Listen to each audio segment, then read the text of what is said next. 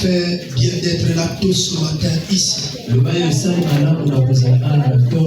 Tu as bien fait d'être tous ce matin ici. Je bénis l'Éternel, notre Dieu. Mon ami, être compté parmi les vivants, ce n'est pas bénin.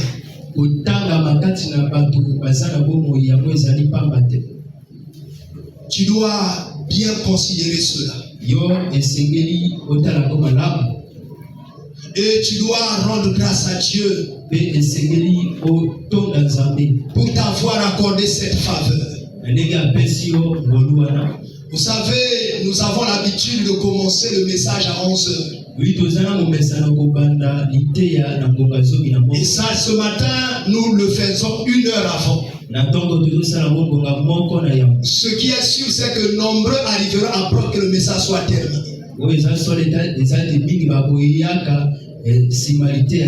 Voilà pourquoi, vous savez, Dieu travaille même avec des surprises. Au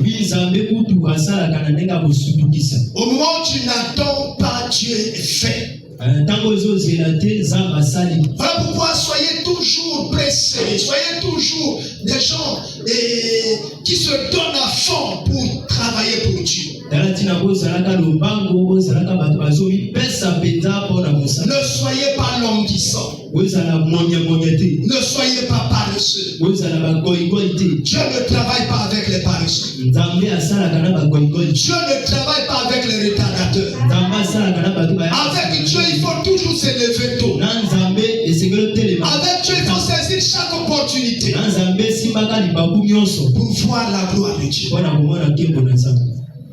Vous savez, je vous disais la fois dernière, après la prédication, que Dieu ne m'avait pas permis de dire ce que j'avais préparé. Je crois que ce matin, il nous permettra cela.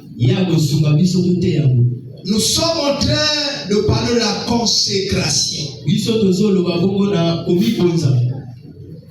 Vous savez que nous sommes le dimanche 24 mai. L'avant-dernier dimanche du mois.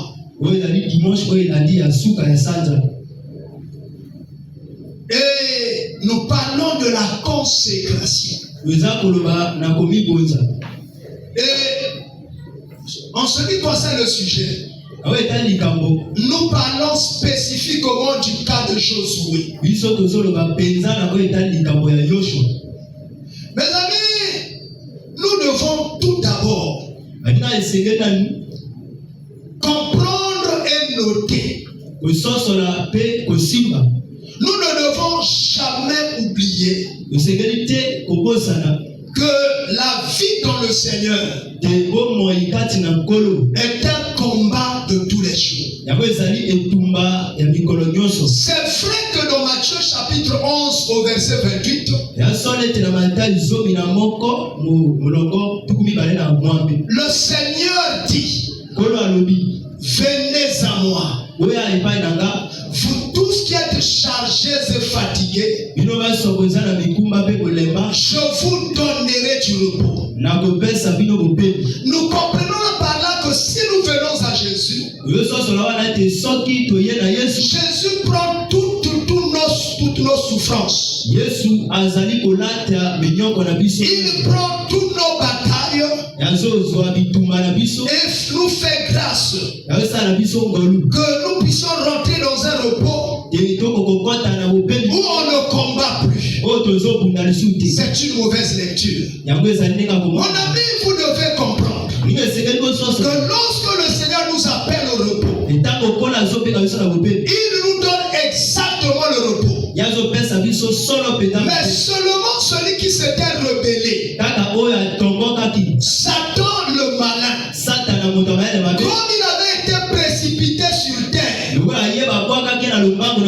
dit: il n'y a pas une seule créature que Dieu aime sur la terre au-delà de l'homme. Il dit: comme l'amour sur l'homme. Regardez le témoignage dans Jean 3,16. Dieu a tant aimé le monde.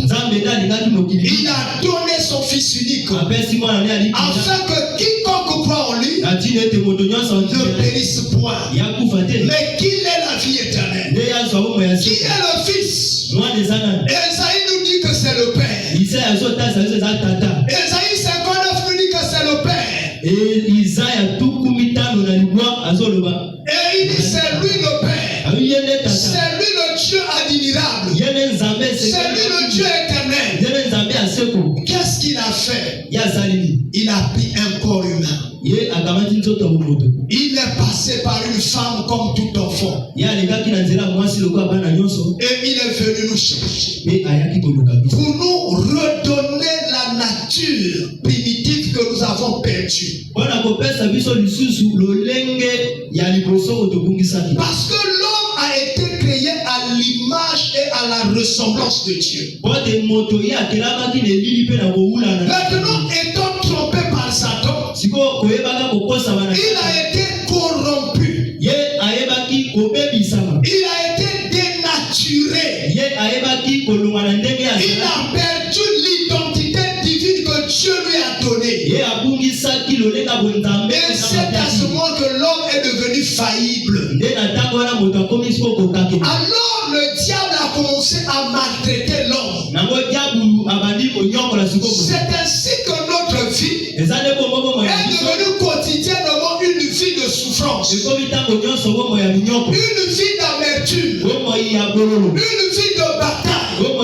Parce que le diable dit, je sais que l'Éternel m'enverra dans le feu de la géhenne, mais je ne veux pas aller là-bas seul. Je veux entraîner un certain nombre de personnes qui aiment avec moi,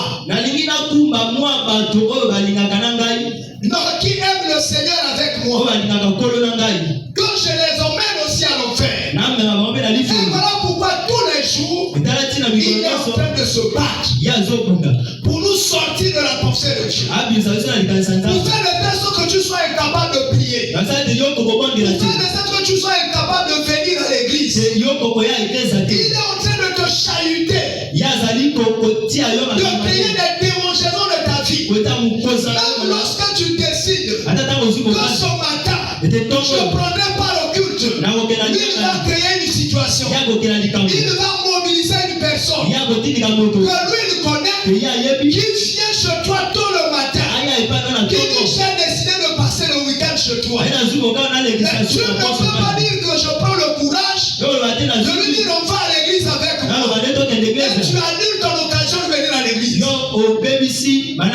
Et pourquoi cela? Parce que le diable sait que le message qui va être donné va te donner la délivrance. Alors il te retient loin de ce message. Voilà pourquoi le diable fait tout pour nous empêcher de lire la parole. C'est pas facile que toi et moi chez nous on s'assoit et on prend la Bible, on commence à lire. Chaque fois qu'on a pris la Bible, on a ouvert une page, on se rappelle d'une tâche qu'on n'a pas faite. Et on abandonne la Bible. C'est le diable qui fait tout ça là. Chaque fois que tu veux prier, il envoie des paroles, des images qui t'empêchent de prier, qui t'empêchent de rester longtemps dans la prière. Parce qu'il sait que par la prière, tu vas être libéré. Regardez 1 Timothée chapitre 4. Le verset 5. La Bible dit parce que tout est sanctifié par la parole et par la prière. Comme lui connaît aussi ce secret. Parce que lui il a été auprès de Dieu. Il a été chassé à cause de sa rébellion. Il dit que lorsque tu liras la Bible, tu vas comprendre un certain nombre de phénomènes. Lorsque tu vas prier, tu auras un revêtement spirituel. Et le diable n'aura pas accès à ta vie. Alors il t'empêche de faire ces choses. Alléluia. Amen. Alléluia. Amen. Mon ami, Monika, nous devons comprendre que la vie en Christ n'est pas une vie facile où on doit faire les mêmes choses tous les jours. On garde la même taille chrétienne. On est appelé à grandir. Le frère Paul dit à Timothée que tes progrès soient visibles. Il faut qu'on regarde comment tu es en train de croître dans le christianisme. Même dans ta manière de prier. Même dans ta manière de prendre part au rassemblement des enfants de Dieu. Rebelle-toi si tu constates que tu viens à l'église toujours en retard. Demande-toi quel jour j'arriverai à l'église avant que le culte ne commence. Ça c'est un combat. Parce qu'il y a des choses qui se font peut-être avant. Le diable te retient pour ne pas que tu vois ces choses. Il faut combattre contre les désirs de la chair. Il faut combattre contre la satisfaction de la chair. Quand on est sur terre, quand on porte cette chair réclamera toujours d'être satisfait. Lorsque tu veux gérer, il dit moi j'ai faim. Alléluia. Amen. Lorsque tu veux prier, il dit moi il faut que tu fasses ceci pour que le soir j'ai ceci. La Bible dit que la chair est faible. La Bible dit la chair est faible. Mais l'esprit est bien disposé. Connectez votre esprit à l'Éternel. La vie en Christ doit s'améliorer chaque jour.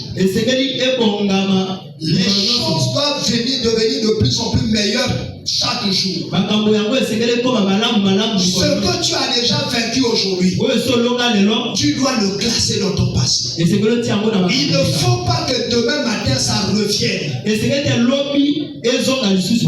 attitudes du monde que tu as déjà laissées, place-les définitivement. Puis à ce que ces choses-là ne reviennent plus dans ta vie. Ne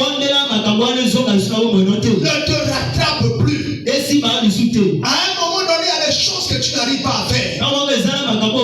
Il faut faire violence à ton corps. Tu n'arrives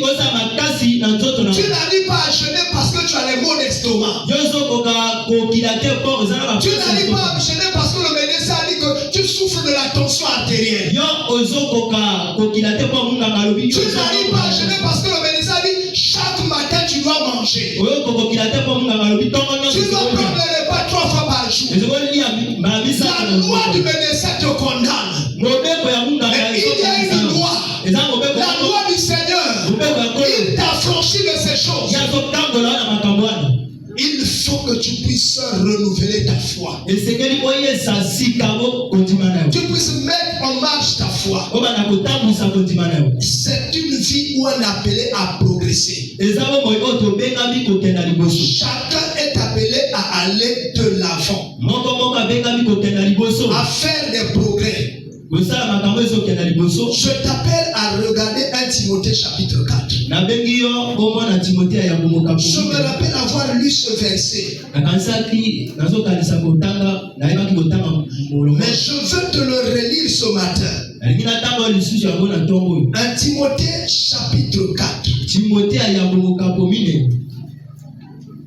Je veux que tu lises à partir du verset 1.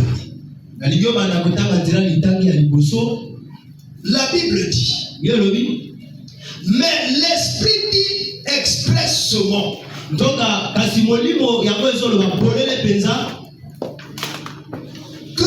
dans les derniers temps, quelques-uns abandonneront la foi pour s'attacher à des esprits séducteurs,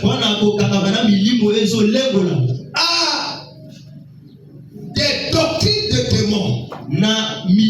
Et vous voyez que là, je parle encore pas du progrès. On peut s'asseoir. Je parle des phénomènes qui sont en train de se développer dans le monde où nous nous trouvons. Vous savez que le diable s'est rendu compte que si les enfants de Dieu partent réellement à l'église et écoutent la vraie parole, ils vont être libérés de l'oppression satanique. Alors, qu'est-ce qu'il a fait? Il a fait un façonnage de l'église. Il a fait une fausse église qu'il a présentée aux hommes. Et il sait que les hommes et les femmes aiment les églises qui résolvent leurs problèmes de la chair. Alors il a mis des démons là-bas. Et vous regardez ça dans le livre de l'Apocalypse. La Bible appelle ces démons-là des grenouilles. Et des esprits qui sont en train d'agiter les gens. Et vous regardez, c'est clair ces derniers jours. Lorsque vous allez à une église, vous allez voir des pasteurs qui donnent des coups de tête comme ça. Et toute l'église tombe. Et les gens disent, il y a le miracle. C'est la fabrique de Satan. Pour distraire les gens. Pour sortir les gens de la véritable église. Pour l'emmener là où il contrôle. Vous allez voir qu'un pasteur fasse la main comme ça. C'est toute l'église qui est à terre. Et tous les jours, vous voyez cette distraction-là. Et les gens viennent de plus en plus nombreux à ces endroits. Parce que l'homme aime ce qui plaît aux yeux. L'homme aime ce qui plaît à son cœur. L'homme aime la facilité. Alléluia. Amen. Maintenant, regardez cette fois-ci un Thessalonicien. Et le chapitre 4 toujours. C'est bizarre que ça soit toujours le verset premier. Regardez un Thessalonicien. Le chapitre 4. Et cette fois-ci, c'est toujours le verset premier. On reste frères, puisque vous avez appris de nous comment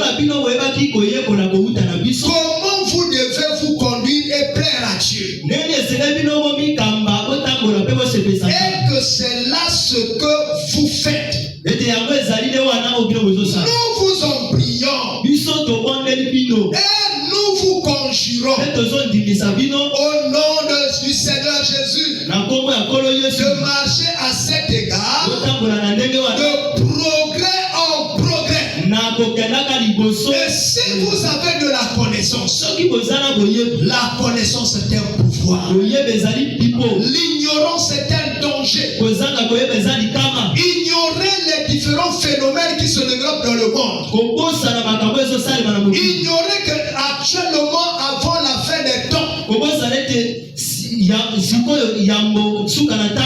les esprits des grenouilles sont en train de sortir les gens de l'église du Seigneur et de l'emmener vers les rassemblements sataniques, de les ramener vers les rassemblements démoniaques. Et vous allez voir que tous ces hommes de Dieu qui conduisent ces rassemblements-là vivent dans l'impudicité, vivent dans l'escroquerie, vivent dans le mensonge. Ils ne font qu'ajouter des fardeaux sur les enfants de Dieu. Emmenez 10 millions de dollars, emmenez 50 000 $. Vous allez être bénis. Ils échangent la bénédiction avec l'argent. La bénédiction vient de l'Éternel. L'Éternel n'a jamais vendu la bénédiction. D'abord, il a donné la promesse. Il a dit la grâce et le bonheur te suivront tous les jours de ta vie. À quel moment, si tu as une alliance avec le Seigneur Jésus. Mais les illusionnistes, les pasteurs utilisés par Satan ont commencé à monnayer la bénédiction.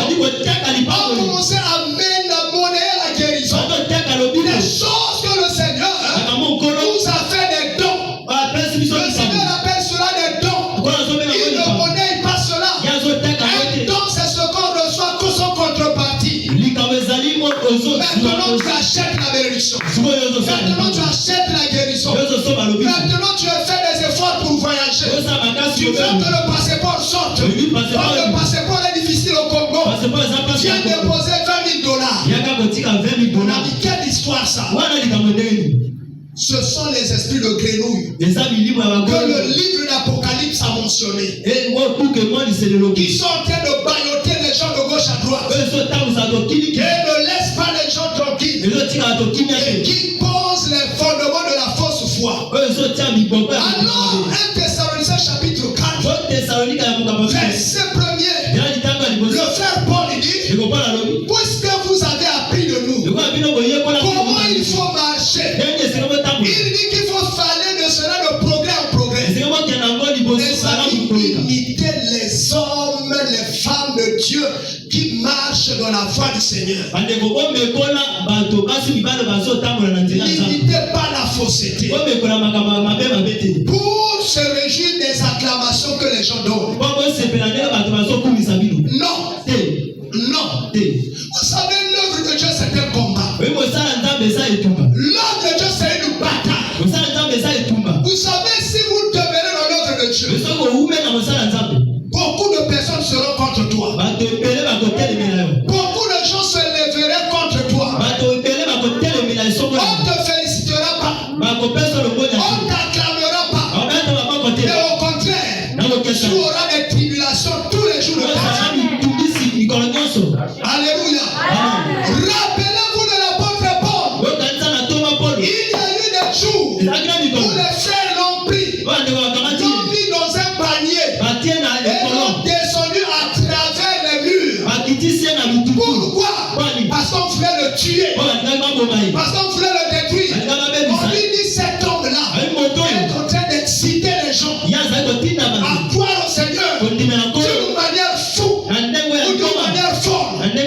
Ils ont dit il faut qu'on l'attrape. Il faut qu'on le détruise. Et les frères, pour sauver sa vie, l'ont mis dans un panier. Et ont attaché le panier avec les cordes. Et l'ont descendu à la maison, l'étage doucement jusqu'à bas. Et le frère Paul a fui.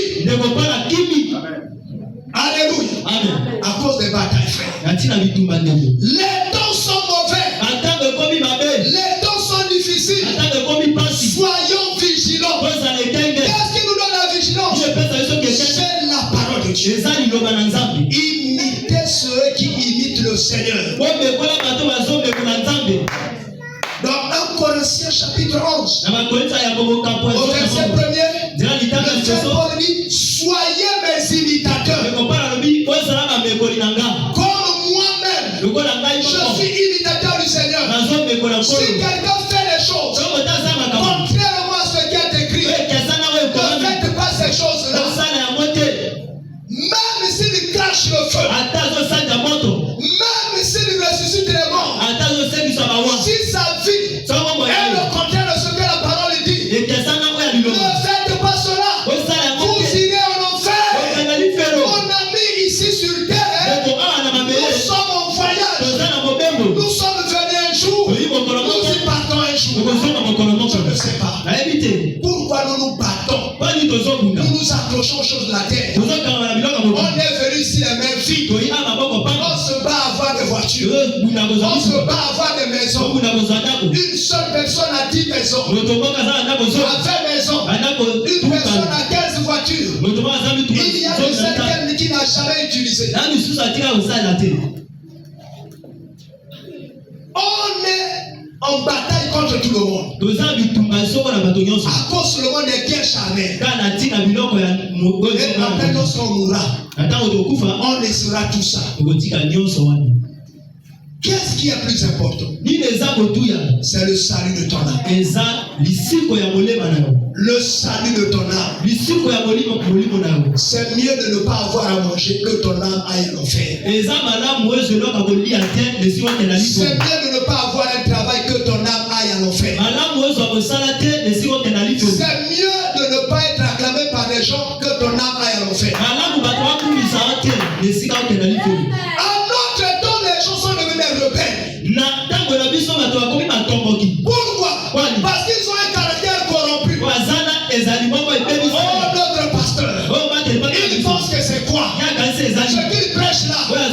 dorénavant, je ne ferai pas ça. Amen. Les gens se rebellent contre Dieu. Ils préfèrent marcher dans l'impudicité, dans le mensonge, dans la haine. Il n'arrive même plus à pardonner. Il est assis à côté de la sœur. Elle n'a jamais pardonné cette chose. Vous allez voir, il y a des gens lorsqu'on finit le culte, on se salue les uns les autres. Oui, il sort le premier. Il ne salue personne. Pourquoi il ne salue pas les gens? Il y a des problèmes avec les gens dans son cœur. Alléluia. Alléluia. Si je n'ai pas de problème avec toi, qu'est-ce qui m'empêchera de te bénir après la prière? Qu'est-ce qui m'empêchera de te saluer? Pourquoi je me croirais plus meilleur que toi? Qu'est-ce que j'ai plus que toi? Je n'ai rien de mieux plus que toi. Même si j'ai une maison, cela ne fait pas que je sois mieux que toi. Alléluia. Alléluia. Soyez contents lorsque vous avez le Seigneur. Le Seigneur est la seule et l'unique chose que vous devez avoir. Avant toute chose, la Bible dit, cherchez premièrement le royaume des cieux et la justice de Dieu. Le reste vous sera donné. Le reste vous sera donné. Le manioc vous sera donné. Le pain vous sera donné. Le mariage vous sera donné. Le travail vous sera donné. Ça, c'est la parole. Avec Dieu, nous ferons des exploits. Il écrasera nos ennemis. Les ennemis, ce sont les obstacles qui nous empêchent d'arriver à ce que nous souhaitons. Le Seigneur nous ouvre les voies. Il est la clé pour ouvrir toutes choses. Mon ami, cherchez d'abord le Seigneur. Si vous avez le Seigneur, vous avez tout. Job a dit un jour, lorsqu'il a perdu ses 10 enfants, lorsqu'il a perdu ses 7000 brebis, lorsqu'il a perdu ses 400 paires de bœufs, et lorsque lui-même il est tombé malade, il ne pouvait plus porter d'habits, il s'asseyait autour du feu et il prenait la cendre pour mettre sur ses plaies. Il a dit au Seigneur, je suis venu avec rien. Il dit l'Éternel a donné et l'Éternel a repris. Que son nom soit. Que son nom soit. Il n'a pas eu l'attitude que nous avons, toi et moi. Oh, pourquoi Dieu m'a fait comme ça? Pourquoi Dieu a permis que ma maman décède? Pourquoi Dieu a permis que mon grand frère décède? C'est lui qui était le poteau de la famille. Oui, il était le poteau de la famille. Mais tu ne savais pas jusque là où il pouvait aller. Celui qui donne le pouvoir. Et s'il va contracter des alliances obscures, il va vous sacrifier. La vie vaut mieux que l'argent, frère. Ne change pas ta vie avec l'argent. Alléluia. Ne change pas ta vie avec les titres. Jésus te lèvera sans qu'on te lève. Jésus écrira ton nom. Là où les gens ne veulent pas écrire ton nom. Mon ami, il y a des fois je réfléchis. Vous savez, j'ai été nommé directeur, je n'ai pas été fonctionnaire. La loi établie par les textes de la fonction publique. Tu ne peux pas être chef de bureau. Tu ne peux pas être chef de service. Tu ne peux pas être directeur si tu n'es pas recruté comme fonctionnaire.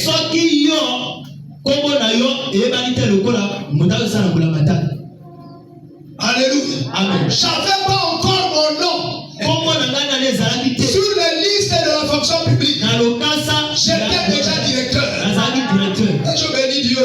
Je ne fais jamais d'effort. Depuis 2012, je suis directeur. Je ne fais que changer les ministères. Même mes amis directeurs me disent directeur itinérant. Et cette fois-ci, ils m'ont dit, maintenant tu iras encore où? Je dis, c'est Dieu. Alléluia. Oh, avec Dieu, vous briserez les lois établies.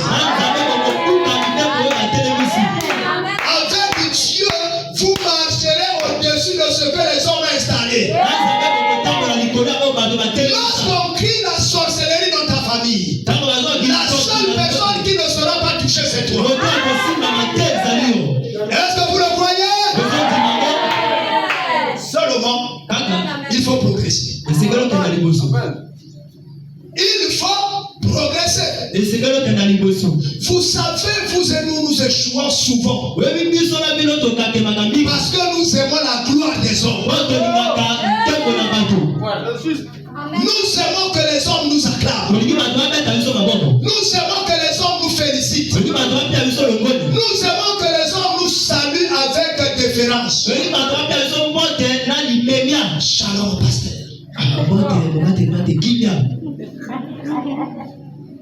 On va quelque part, les gens s'agenouillent. Le frère Paul a refusé les adorations. Il a déchiré ses vêtements. Il dit, qui suis-je devant le Seigneur? Il y a un seul qui mérite l'adoration. C'est le Seigneur. Mais si moi je commence à recevoir les adorations, est-ce que je ne suis pas devenu Dieu? Évitez de devenir Dieu. Ne prenez pas la place de Dieu. Laissez à Dieu sa place. Frère, je veux aller de l'avant. Oh, le temps.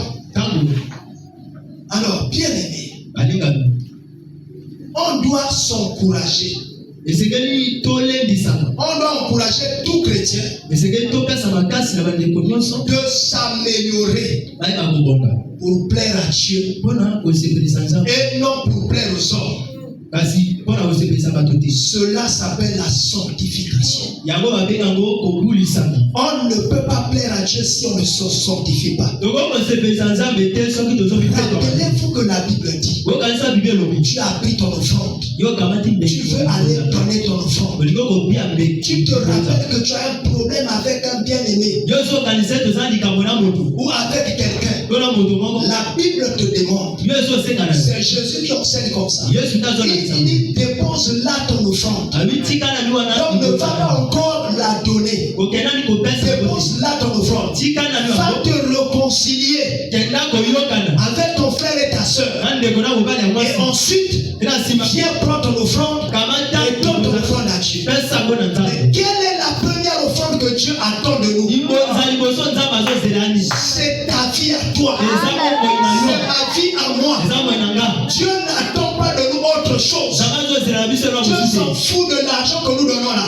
Nous allons à l'église où les pasteurs disent, oh, c'est un mensonge.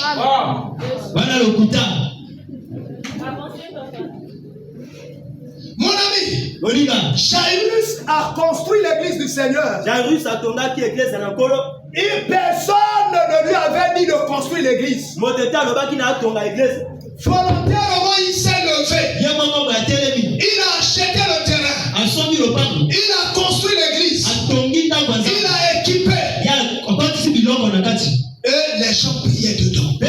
Vous savez, j'ai été à un fondo.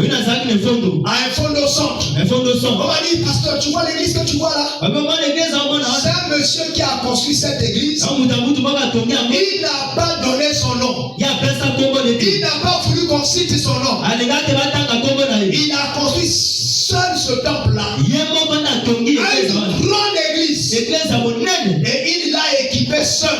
Il a mis les micros, les appareils, les bords, tout le reste est bien seul. Il n'a demandé rien à personne. Il n'a jamais voulu que son nom soit cité. Il est resté dans l'ombre. Et personne ne sait qui c'est. Alléluia. Amen. Dès que tu donnes quelque chose à Dieu, tu as un problème à l'église. Oh, le pasteur n'est pas venu le voir. Il oublie que c'est moi le premier partenaire de l'église. Oh, je ne donnerai plus rien à l'église. Tu vas pourrir avec ton argent. Tu iras en enfer avec ton argent. Réponds-toi et cherche le Seigneur. Mais pourquoi tu as donné, tu veux qu'on te félicite? Laisse Dieu te récompenser. Si on te félicite, tu as déjà reçu la récompense. Tu ne seras plus béni par Dieu. Tenez en silence. Il y a des gens qui aiment les appels. Parce que tout le monde connaît le montant qu'il va donner. Et lorsqu'il donne, il faut donner l'offrande. Lui, il donne un petit montant. Lorsque c'est l'appel, il dit moi c'est 100 000. Ça c'est l'évangile. Alléluia. Amen. Il faut changer d'attitude. Il faut changer de vie. Mon ami, je voudrais encore toucher un autre verset. Proverbe chapitre 4. Oh Seigneur, aide-nous. Est-ce que j'arriverai à Josué ce matin? Seigneur, aide-nous, Seigneur. Je vois que le temps est en train de partir. Je t'appelle à prendre le livre Proverbe. Et nous allons partir à Proverbe. Et le livre de Proverbe. Tu es déjà là? Le verset 15.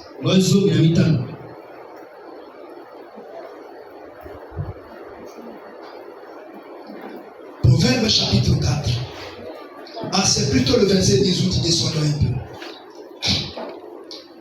La Bible dit: le sentier des justes est comme la lumière resplendissante,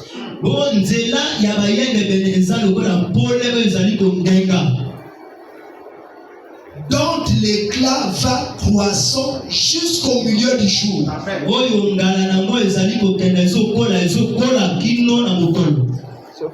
Le sentier des justes est comme une lumière croissante. Quand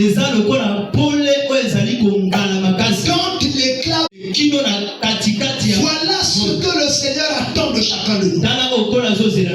Qu'on puisse croître. Mon ami, il y a des gens qui prient depuis des années. Ils n'ont jamais changé leur manière de venir à l'église. Ils viennent toujours en retard. Ils viennent à mi-temps. Ils viennent souvent. Il y a des gens qui ne viennent à l'église que le culte le dimanche. Mais pourtant, il y a des cultes d'enseignement chaque mardi, chaque vendredi. Ils savent venir là où tout le monde vient. Ne sois pas dans la foule. Sois dans le peuple. Parce que le peuple est organisé. Parce que le peuple est déterminé. Parce que le peuple suit un objectif. Hors de la foule peut s'arrêter à tout moment. Peut se rebeller à tout moment. Regardez Israël. Moïse les conduisait. Ils étaient nombreux. Moïse a été appelé par Dieu. Il est monté sur la montagne. Il est resté longtemps là-bas. Parce que Dieu était encore en train d'écrire sur les tables. Et Moïse ne descendait pas encore. Ils lui ont dit à Aaron: c'est toi qui représentes Moïse. Mais dis-nous ton Moïse là. Depuis qu'il est parti, il ne revient pas. Fais-nous un Dieu. Aaron dit: mais comment je le ferai? Alors le diable vient le parler. C'est pas écrit comme ça dans la parole. Mais tout ce qui se fait contrairement à Dieu, c'est le diable qui l'inspire. Le diable vient le parler. Il dit: qu'est-ce qu'ils ont entre leurs mains? Qu'est-ce qu'ils ont dans leur corps? Regarde les bijoux qui sont là. Moïse et Aaron dit: emmenez ici vos bijoux. Donnez-moi vos bracelets. Donnez-moi vos boucles d'oreilles. Et il prend. Il donne à un fondeur. Il lui fond ça. Le fondeur met au feu. Alors il fond tous ces bijoux-là. Ça devient du liquide. Il dit Aaron, qu'est-ce que je fais? Aaron il fabrique un faux. Fabrique un faux. Et Aaron il finit par fabriquer le faux. Aaron prend le faux. Il fait voter le peuple. Alléluia. Alléluia. Il fait voter le peuple. Il dit vous regardez ça. Le peuple dit Amen. Il dit vous voulez ça comme Dieu. Le peuple dit Amen. Il dit maintenant faisons la fête parce que vous avez trouvé votre Dieu. Et le peuple a commencé à danser. Et le peuple a commencé à festoyer. Vous voyez? C'est comme ça que nous faisons avec la fausse église. Avec la fausse église, c'est toujours plein. Avec la fausse église, on y met beaucoup d'argent. Avec la fausse église, on fait beaucoup de sacrifices. Ils se sont dépouillés pour créer un faux Dieu. Alléluia. Il y a beaucoup de gens qui se dépouillent pour se créer des faux dieux. Et ces faux dieux-là, ce sont les dieux de la faiblesse. Qui les rendent incapables de prier. Qui les rendent incapables de lire la Bible. Qui les rendent incapables de se retirer. Ils prient là où il y a des gens. Pour qu'on le voit. Pharisien. Alléluia. Amen. La Bible dit lorsque tu dois prier, tu dois repartir en toi-même. Tu rentres dans ta chambre. Pourquoi tu as besoin des gens pour prier? Alléluia. Amen. Chez toi, tu ne pries jamais. Si tu es ici avec, tu commences à faire semblant. À faire semblant. Oh Jésus. Aide-nous quand même. Si tu ne nous aides pas, nous sommes perdus. Bien-aimé, qu'est-ce que je dirais encore, frère? En parlant de la consécration, parce que ce que nous arrivons lu là-bas, dans Proverbe et dans 1 Timothée 4, le verset 15, c'est la consécration. La Bible nous encourage en tout temps, avec énergie, à faire des progrès. Et que nos progrès soient remarqués par tous. Mon ami, le progrès dans le Seigneur, ça ne peut être possible que lorsqu'on s'est consacré. Mais en parlant de la consécration, si on revient à la définition, c'est une cérémonie. C'est un exercice. C'est un acte par lequel une personne est séparée de sa famille, est séparée de ses amis, est séparée de la société pour se mettre permanemment au service de Dieu. Vous allez voir ça avec le fils d'Elkana, Samuel. Avec sa femme Anne. Prenez avec moi 1 Samuel. Chapitre 1er. Au Seigneur. Aide-nous, Seigneur.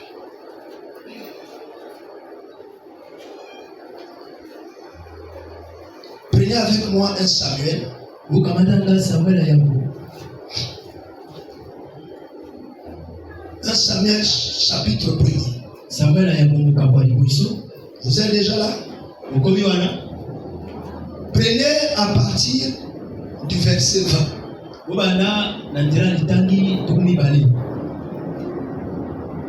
Bible dit. Dans le cours de l'année, Anne devait enceinte.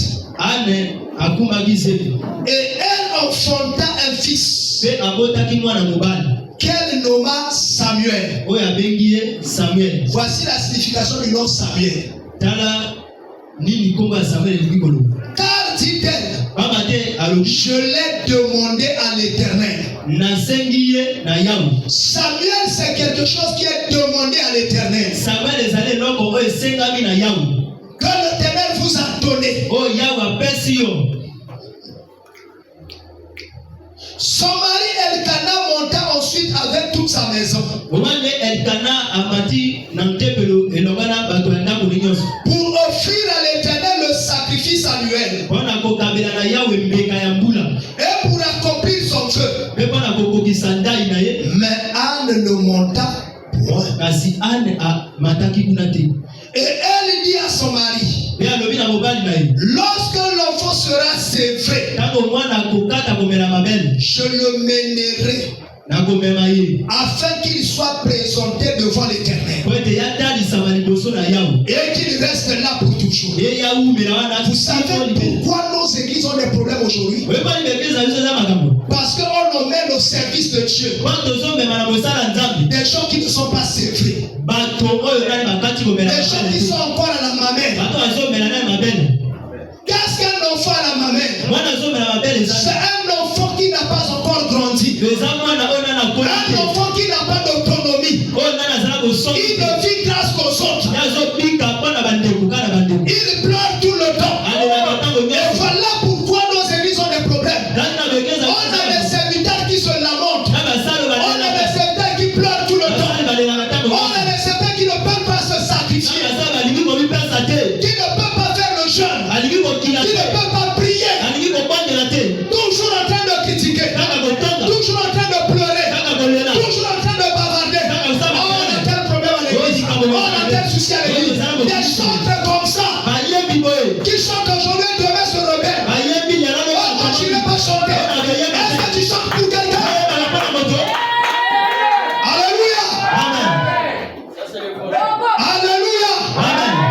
Les noms, c'est vrai. Lorsqu'ils viennent au service, ils sont toujours perdus. Ils font du bruit. Ils sont comme des boucs parce qu'ils n'ont pas de maturité. Alléluia. Ne vous étonnez pas qu'on ait des problèmes à l'église. Notre église ici était pleine. Et à un moment, le frère François l'a dit l'autre jour. Je priais, je dis Seigneur, sors de cette église tous ceux qui ne sont pas de toi. Sors de cette assemblée tous ceux qui ne sont pas de toi. Qu'ils sortent, qu'ils aillent là où c'est chez eux. Ici c'est pas chez eux. Il faut qu'ils sortent de la bergerie. Parce que les boucs sont tellement indisciplinés qu'ils tapent à gauche, qu'ils bousculent à droite. Ils donnent un coup de tête devant, un coup de sabot derrière. Et les gens ne sont pas tranquilles. Des lamentations tout le temps. Or que l'église de Dieu doit vivre dans la paix. La Bible dit, dans le livre des Actes des Apôtres, chapitre 4, tous ceux qui avaient cru étaient qu'une seule âme.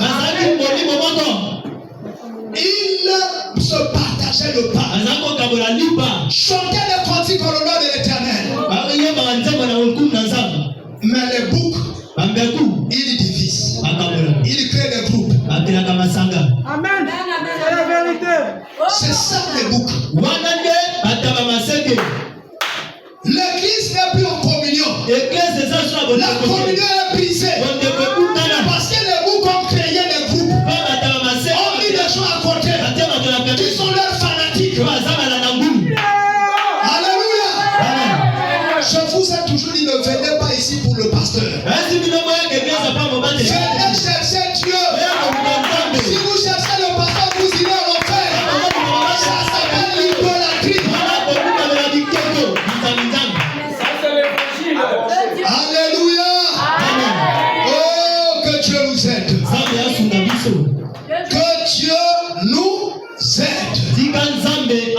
lorsque l'enfant sera, c'est vrai. On ne doit pas envoyer l'enfant servir au temple tant qu'il n'a pas été, c'est vrai. Sinon, il y aura du bruit au temple. Sinon, il y aura des pleurs au temple. On l'emmènera au temple. Lorsqu'il sera, c'est vrai. Oh, Jésus a aidé nous. Mais Anne ne monta point. Et elle dit à son mari, lorsque l'enfant sera, c'est vrai, je le mènerai afin qu'il soit présenté devant l'Éternel et qu'il reste là pour toujours. Elle Cana, son mari, lui dit, fais ce qui te semblera bon. Attends de la voir, c'est vrai. Veille seulement. L'Éternel accomplit sa parole. Et la femme resta et allaita son fils jusqu'à ce qu'elle le sévra. Or, la femme ici est l'image du pasteur. Et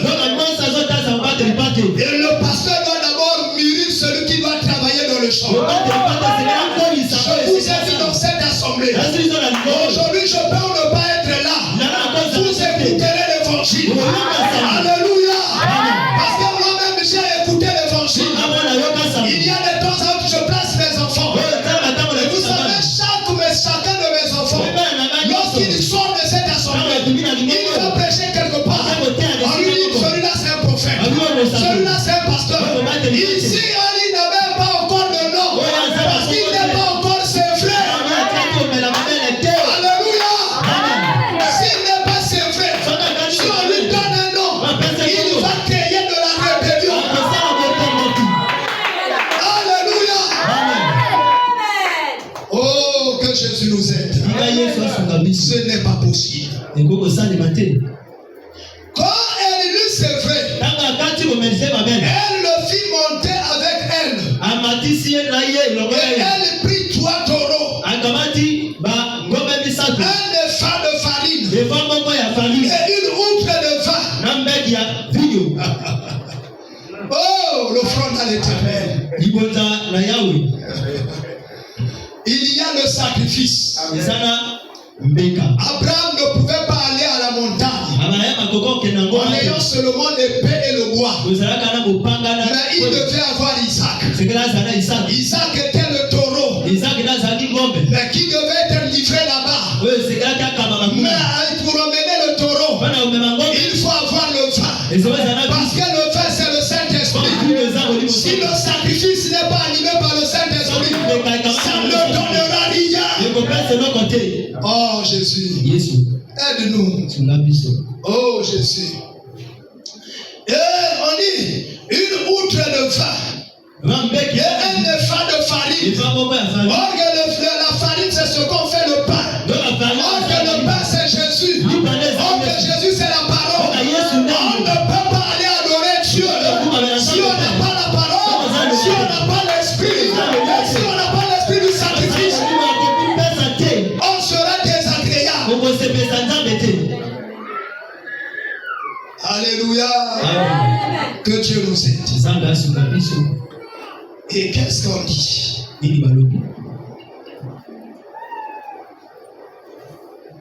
On dit, elle le mena dans la maison de l'Éternel à Silo. L'enfant était encore tout jeune. Ils égorgèrent les taureaux. Et ils conduisirent l'enfant à Élie. Anne dit, mon Seigneur, pardon.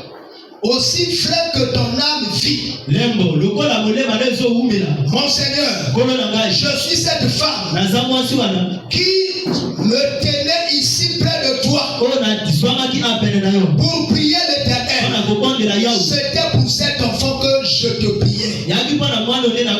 C'était pour son enfant que je priais. Et l'Éternel a exaucé la prière que je lui ai adressée. Aussi, Je veux le prêter à l'Éternel. Il sera toute sa vie prêté à l'Éternel. Et il se prosternait là devant l'Éternel. La consécration.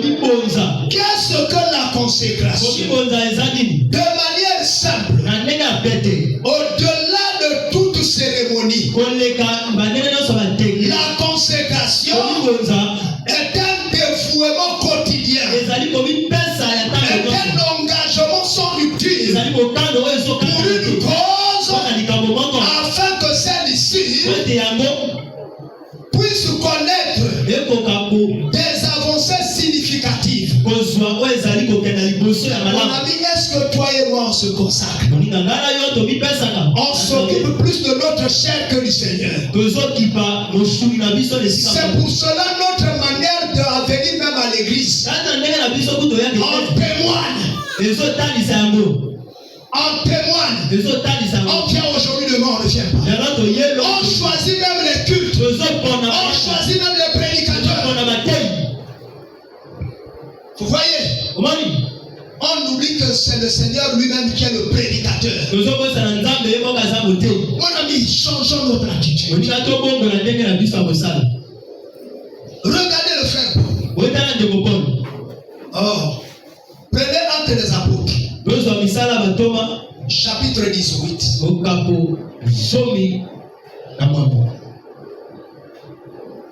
Actes des Apôtres, chapitre 18. Je commencerai à partir du verset 1er. Après cela, Paul partit d'Athènes et se rendit à Corinthe. Il y trouva un juif nommé Aquilas, originaire du Pont, récemment arrivé d'Italie avec sa femme Priscille. Parce que Claude avait ordonné à tous les Juifs de sortir de Rome. Il se lia avec eux. Comme il avait le même métier, il demeura chez eux. Et il travailla. Ils étaient faiseurs de tentes. Paul discourait dans les synagogues chaque sabbat.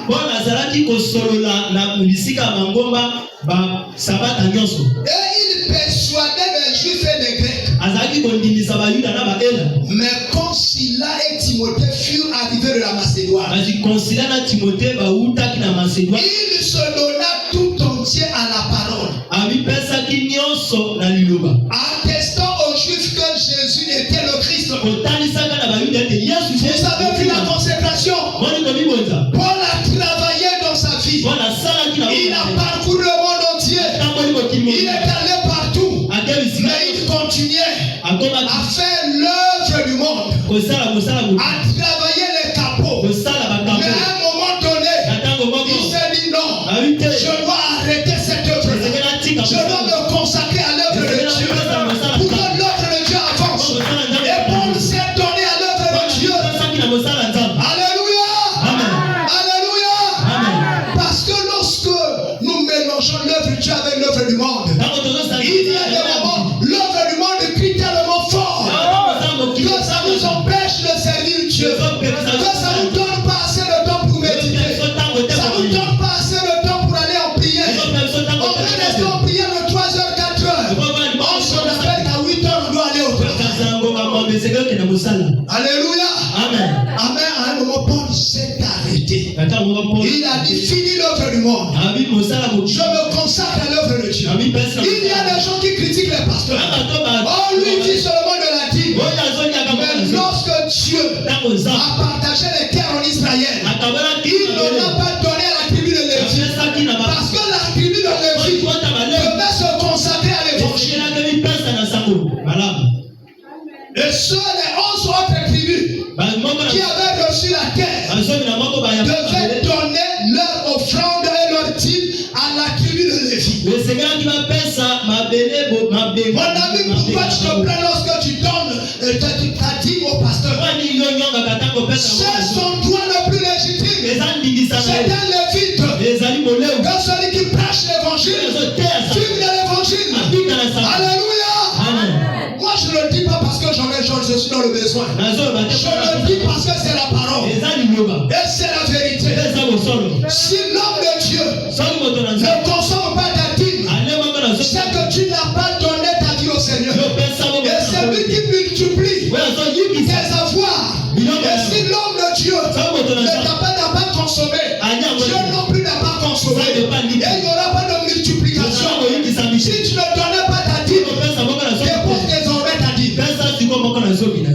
Alléluia. C'est le secret d'ouvrir les portes. Et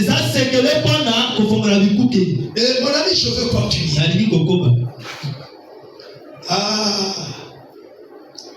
Et il dit, les Juifs faisaient alors de l'opposition et se livrant à des injures. Paul secoua ses vêtements et leur dit que votre sang retombe sur votre tête.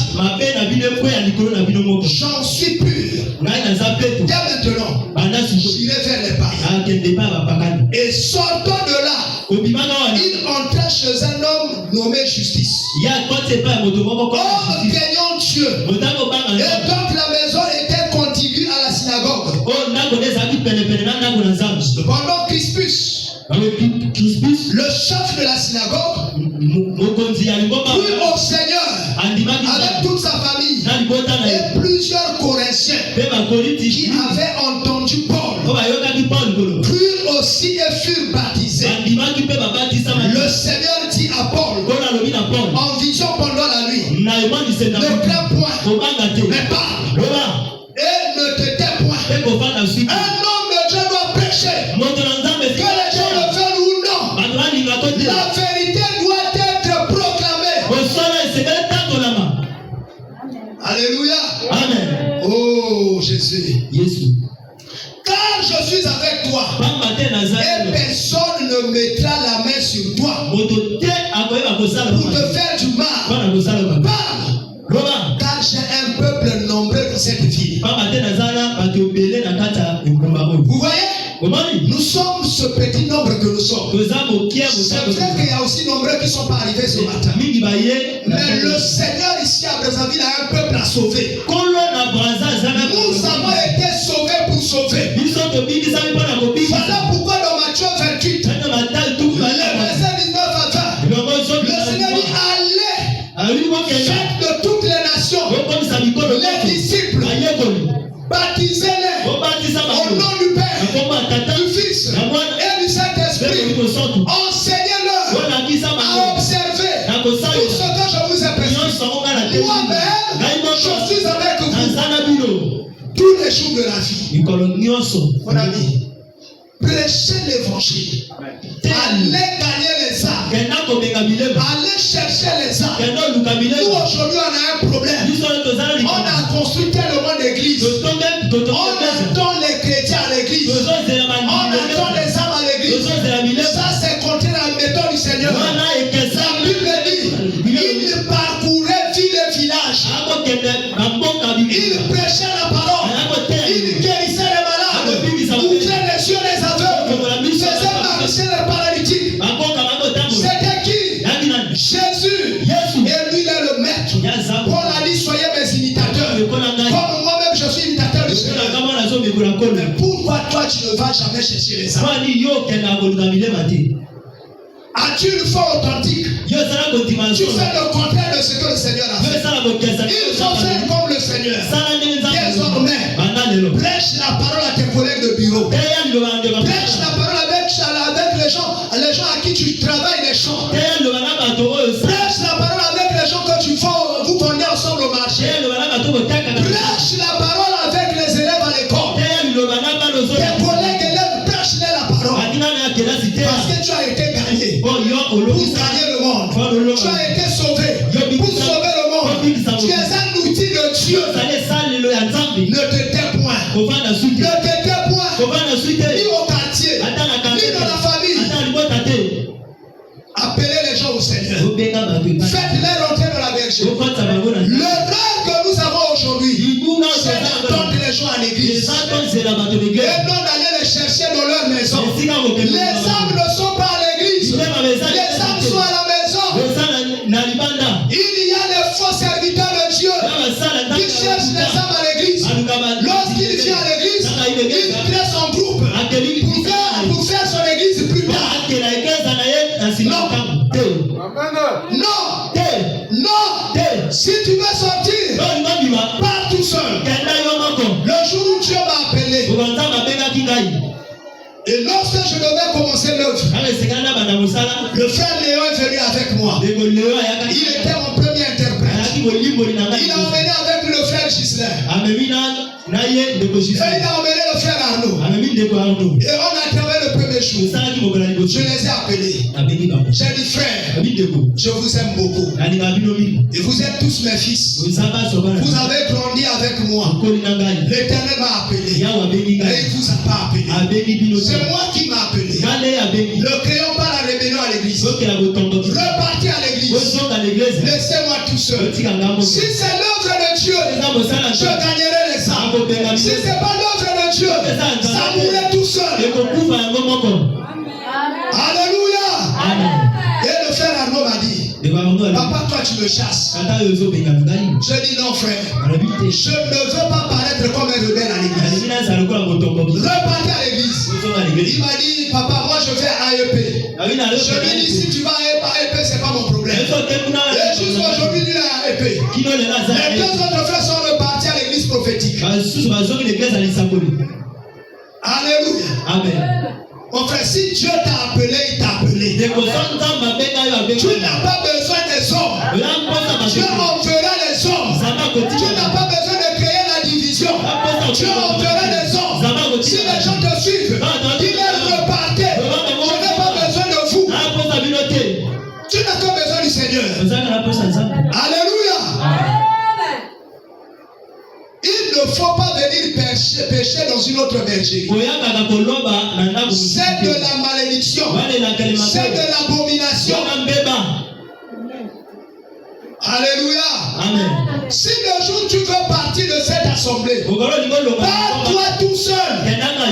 N'entraîne même pas ta femme. Alléluia. Ah oui.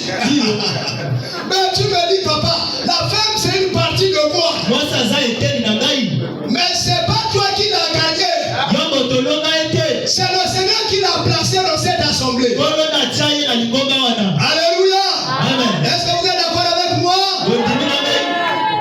Oh, je veux m'arrêter. Mon ami, puisque ce jour, en parlant de la consécration, nous parlons de Josué. Que veut dire Josué? L'Éternel sauve. Voilà ce que veut dire Josué. Lorsque l'Éternel Dieu appelle une personne à se consacrer à son œuvre, il lui donne au moins 4 choses. Je dois m'arrêter, c'est là où c'est devenu sérieux. Lorsque l'Éternel appelle une personne à se consacrer à son œuvre, il lui donne au moins 4 choses. 1. La vision. Dieu ne peut pas t'appeler sans te dire où tu dois aller. Il y a des gens qui se rebellent ne savent même pas là où aller. Là où ils vont conduire l'église, ils ne savent pas. Dieu doit te donner une vision. Il m'a dit, va, travaille dans la vérité. 3 mots seulement. Jusqu'aujourd'hui, je sais que vous soyez d'accord avec moi ou pas. Dieu m'a dit de travailler seulement pour la vérité. Je ne dois pas faire des choses pour gagner la faveur des gens. La vérité est la marque que Dieu m'a dit de faire.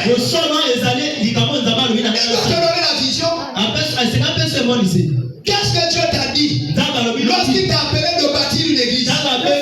Dis-moi. Si tu n'as pas entendu Dieu te dire, c'est que tu n'as pas été choisi pour bâtir une église. Alléluia. Amen.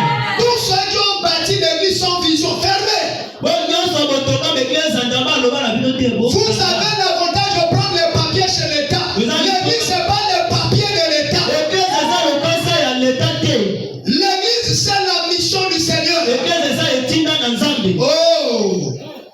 J'ai mal parlé, frère, excuse-moi. Mais ce n'est que la vérité. Est-ce que vous croyez? Il lui donne au moins 4 choses. La vision, la promesse, enfin, l'appel à la sanctification. Je parle parler du commandement. Il y a le commandement, il y a la vision, il y a la promesse, et enfin il y a le sacrifice ou la consécration. Commençons par la vision. C'est d'abord le commandement premier. Pour le commandement, c'est ce qu'il faut obligatoirement faire. Regarde ce que je vous ai dit. Dieu a dit va. C'est que je dois quitter l'ancienne manière de travailler. Je dois me nettoyer ma vie, nettoyer mon environnement. Je dois abandonner un certain nombre de choses. Il a dit à Abraham, quitte ta patrie, quitte ta nation. Abraham avait hérité des champs. Il avait hérité des brebis. Il avait hérité des esclaves. Dieu, lorsqu'il a appelé, il a dit à Abraham, sors de ta nation, sors de ta patrie. Dans la patrie, il y a la coutume, il y a les pratiques, il y a les alliances, il y a tout ça. Dieu dit à Abraham, quitte. Mon ami, c'est d'abord le commandement. Dieu ne peut pas t'appeler et continuer à t'utiliser tel que tu es. Première chose, il doit te nettoyer. Mais pour te nettoyer, ça doit être avec ton consentement.